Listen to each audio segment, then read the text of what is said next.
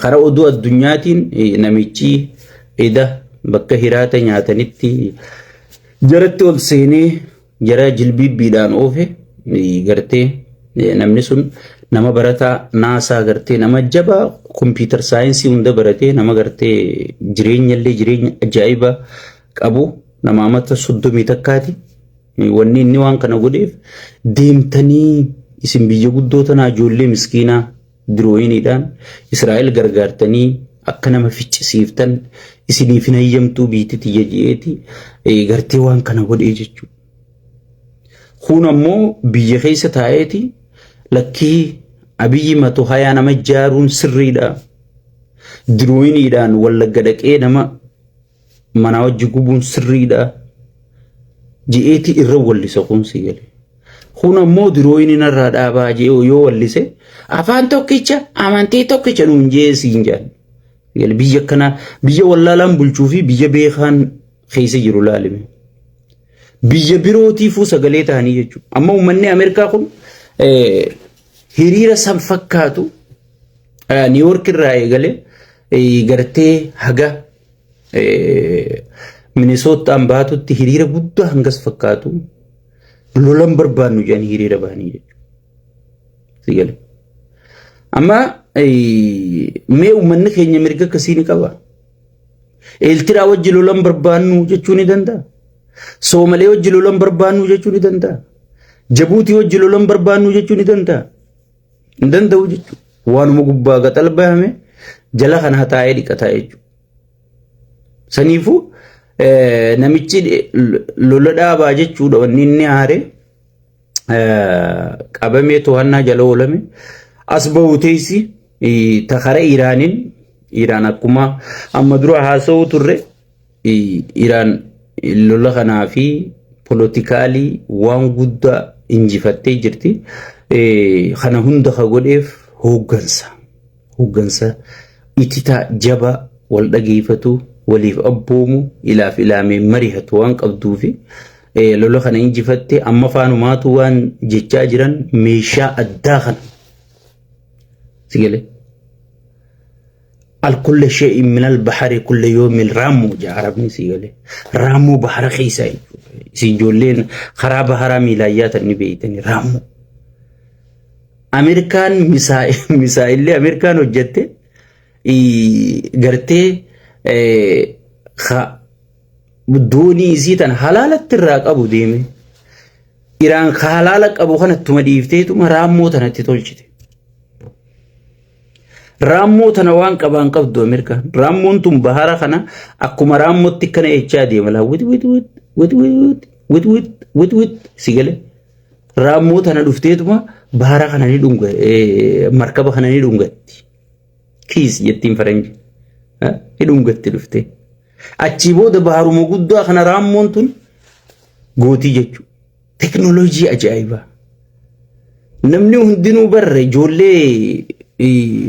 جولي وانتي تنا ilmaan kuush Iraan tun kuush Oromoodha ilmaan nurmuz janii jira durka gadaa siistamii kana lafa kaa'e Hormuz janii gartee kuush inni kun ilma Oromooti kan Nabi Ibrahim wajji wal dura dhaabbachaa ture sallallahu alayhi wasallam ijoolleen kuushotaa tun jajjabduu bar kan Muusaa dura dhaabbatee kuushuma Ibrahim dura ka dhaabbatees kuushi واحد غرتي هرموز سنفان نماتو أكا سينان جتوتي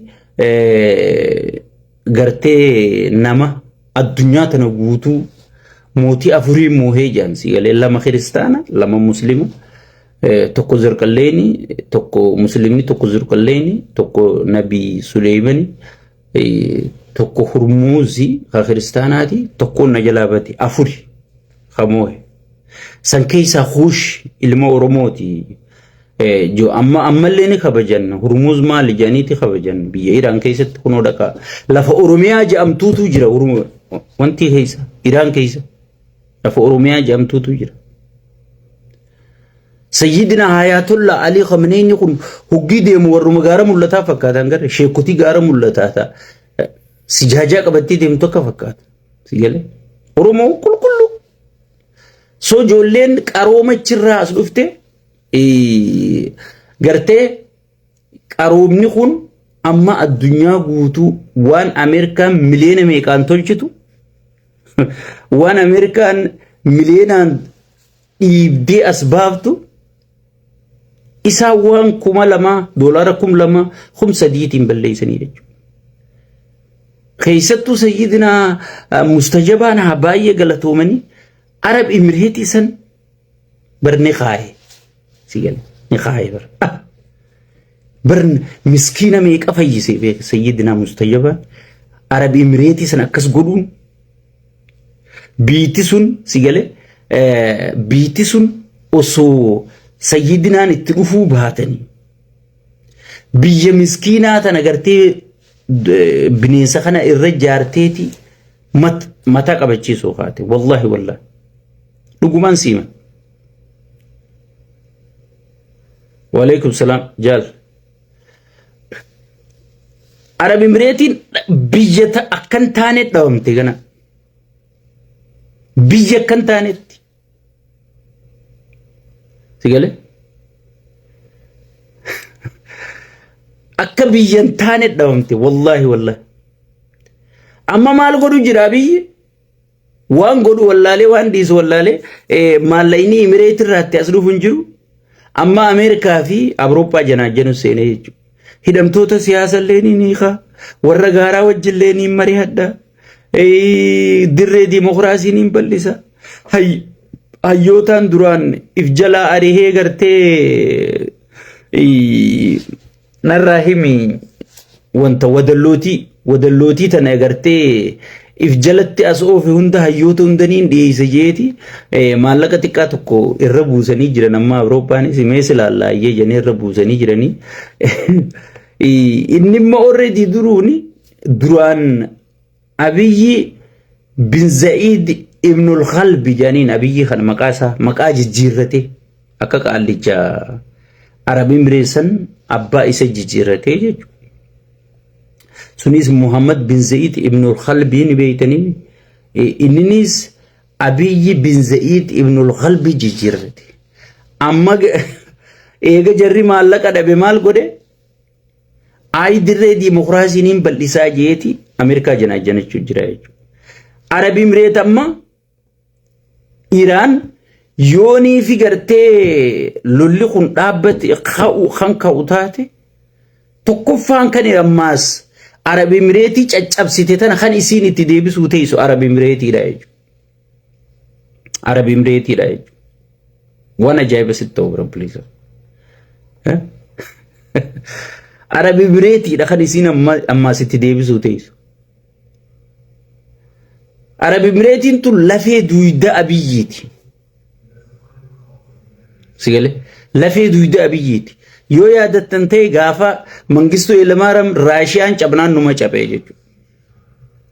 Sirnichi kun osoo hin eeyne tanaafi halkanii guyyaa maraachaa jirra. Uummanni Oromoo wal dhageeffadhaa, wal mari'adhaa, hayyoota keessan fooloo godha, waboo teessan jabeeffadhaa, nama humna qabuutu dafee 4 kiiloo qabataa. Sigale walaa daawwidii walaa maarree walaa paartiin Oromoo tachi jirtu sun humna Finfinneen to'attu hin qabdu yoo xiqqishta kakkakir waajaan waboodha kawaa to'atu. Tanaaf waboo kee kunuunfadhu siin jenna sigale.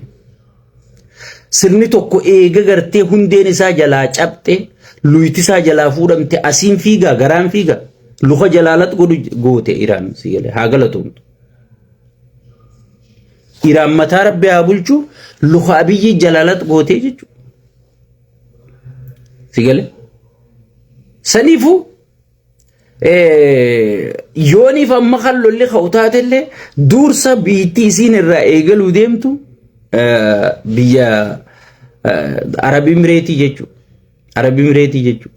San gubbarraan walaa Suudii jetta walaa Qatar jetta walaa Maarqishoo jetta siistama isiin hin beekneen itti dhuftee barame Ameerikaa siistama Ameerikaan nattiin dhufan jetteen ni garteemi. Saniin itti dhuftee Iraan balaarraa baasuu jirti ijoolleen kuushtuun gaa siistamaan uummanni kuush kun beeki amma Oromoo mataraa yoo laalte dhugaa rabbii dubbachuudhaaf hayyoomina isaanii dandeettii isaanii mee uummatuma Oromoo kanaa ulaali gadaa siistamii keessa shamarran tun kophaadha qooda qabdi ijoolleen kopha qooda qabdi manguddoon kopha qooda qabdi mootummaan kopha qooda qabdi. Oromoo tana laalimee sirnuma gadaa kana yoo dubbifte si galee dubbiin dhugumaan Iraan nurraa dhuftee si galee hajuu sani si geessaa jechuudha si galee dubbiin sun dhugumaan si mirkaneessiti jechuudha. So Iraanonni sangubbarraan misaa'iloota adda addaa kana as baasanii misaa'iloota gurguddoo amma duratti hin fayyadamin gayyaasaniiti dheengadda ummanni Iraan guutuun irra baheerraa dhiichisaa ture. Maal godhee lolli kun Iraan lola kana maaliif marii diddee yoo kan jettu taate lola kana injifattee jirti. Ammaas injifadhe jettee xarraq jechuun barbaaddu akka gartee biyyoonni biroolleen itti aaranii idaansi xarraqummaatiitu Ameerikalleen akka mari'anne si godhee gartee ja'anii akka gartee Iraan irra dubbiin hin deebine ni mari'adha garuu kun olaa Tiraampiitu kana na godhu jira. Tiraampi doofummaan Tiraampi Ameerikaa gaccabsiteeti Iraan ol kaaftee jechuudha. Iraan ol kaaftee jechuudha. Doofummaan Tiraampi Ameerikaa gaccabsiteeti Iraan ol kaaftee jechuudha. Ni mari'adha jetteeti siistamaan lola dheerisu jirti jechuudha. Lolli kun yoo dheerate eenyu fayyada? Iraan fayyada. Iraan fayyada lolli dheerate Iraan fayyada jechuudha. Akkamiin fayyada? Tokkoffaa dardara gartee halkanii guyyaa wal oofu kana ilmaan gagguuru kana biizii godhaa jechuudha. Namni sa'aatii hojii ciisuu hin qabu. Kun waraana yaa'aa, kun misaayila birraa eegaa. Waa hedduu jira si galee. Itti aansuudhaan gartee jeneraalota jajjabaa as baha jechuudha. Jeneraalota jajjabaa dandeettii qaban gartee mustajabaa sirnamma dhufuu deemu kana kanaaf amanamoo ta'antu as baha jechuudha. Itti aansuudhaan gartee ammaasis ummata Iraanii fi mootummaan gartee Iraan tun baay'ee wal dhabuu turan. Ummata baay'ee rakkisuu turanii baay'ee wal dhabuu turan. Kana hundaa walitti araarame. Amma hogganoota Iraan yoo laalte ummata keessa dhaabbatanii ibsa kennan. Ummanni kun harkarra kaata, kun fi qabee footoo hojii kaa, kun ni dhungataa, warruma dheengadda ilmoo dura ajjeese maal dura ajjeese lolli gartee Yahudaan Ameerikaa wajji taatee rabbante kun walitti araarseeti tokko godheeti jaalala ummata harkatan amma mustajabaan faana. Jaalala tana tiifachuudhaaf muur ummata isaanii kana meeshaa irra baasanii dhiichisiisanii nu bira jirtan janiini si gala akka gaariitti oofuu turanii lolli yoo dheeratee gartee kun hundinuu mustajabaan jaalala tanatti fayyadamee sirna isaa gad dhaabbataa jechuudha. Ameerikallee naa galatoomtu, Israa'ellee naa galatoomtu manguddoo duraan isaan keessa teessee Israa'elii basaasuu turte hunda Ameerikaa basaasuu turte hunda ifumaaf gatu jirti. Amma mucaan bakka manguddoo irraa dhumte tana manguddoo rahmata kadhachaati si galee nama isa dhageeffatu nama isaa gadi isa dhageeffatu kaayyataa jechuudha mustajabaan san kaayyataa jechuudha. San gubbarraan bakka manguddoo tanaas ammaas du'a manguddoo tanaatis itti fayyadama. Amma fakkeenyaaf Rabbi rahmataa godhuu fi waaqoo guutuutiif ijaarraa abbaa gadaa yoo si duratti jeesan hagam takka onnatta. Si galee hagam takka onnatta. Taaddasaa Birruu yoo si duratti jeesan hagam takka onneen si danfiti. Innimma manguddoon tun ummata saniif akkasi. Kun olaala Yahudaan dhuftee manguddoo teessan Ameerikaan dhuftee manguddoo teessan mana fixu jirti jee daranuu ummata onnachiisa jechuudha. Ummata kakaafata. Ummata kakaafata san gubbarraan sirna fi barbaadu san hanga gadhaabutti haga gartee waan barbaadu to'atutti lolli akka dhaabbatuun fedhuu jechuudha. Itti aansuudhaan yoonii fi lolli dhaabbate ummanni dalagaa gaafatamas. Mustajabuma arrakka jaalatanii way mustajabiyyee jedhanii ilaalmichiyoon isaanii walliftuun beekamtuun sun faanta mudhiin isiitun hamartii fakkaattu bara si galee. Dhiirinni morman talasanii bara bishaan isiin akka dhuydu kun torbaan tokko as keessa gayyaa si galee.